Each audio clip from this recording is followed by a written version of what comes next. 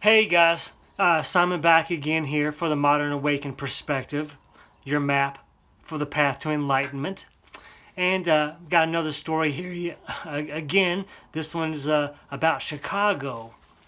This one is sort of tied to Jussie Smollett because it's such a big story, it's tied to nearly everything.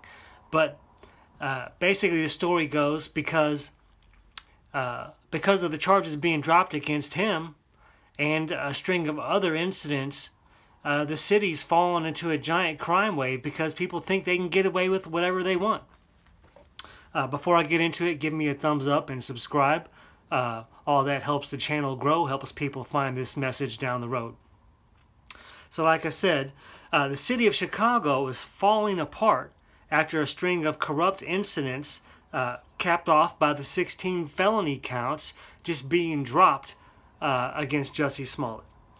Now, the mayor's pissed, the police chief is pissed, and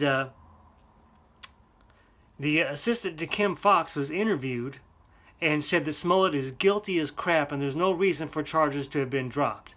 And the corrupt judge there even sealed the case so no evidence could be obtained through the Freedom of Information Act. Now, this is just the latest incident, and it's the tip of the iceberg, which has turned the city upside down. Now,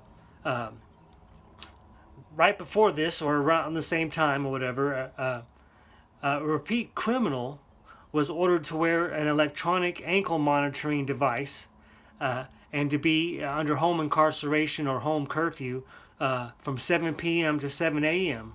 And he was actually let off his punishment by a corrupt judge after breaking the terms of his probation multiple times. He let the battery in his ankle monitoring device run down so he couldn't be tracked anymore. And rather than receiving a longer punishment or a longer probation, the judge just terminated the conditions of his monitoring and let him go free. Now, 2 weeks after receiving no punishment for repeatedly violating his probation, this guy killed an undercover cop.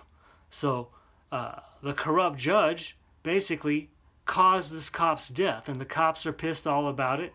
But this is just another string in this line of incidents, which is causing people in Chicago to go crazy because no one believes there's any real punishment for anything that they do.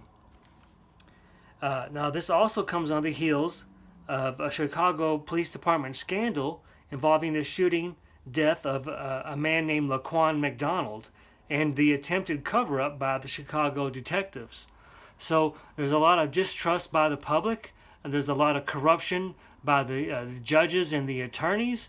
Now, I'm not saying all the cops are bad, but there's some bad cops.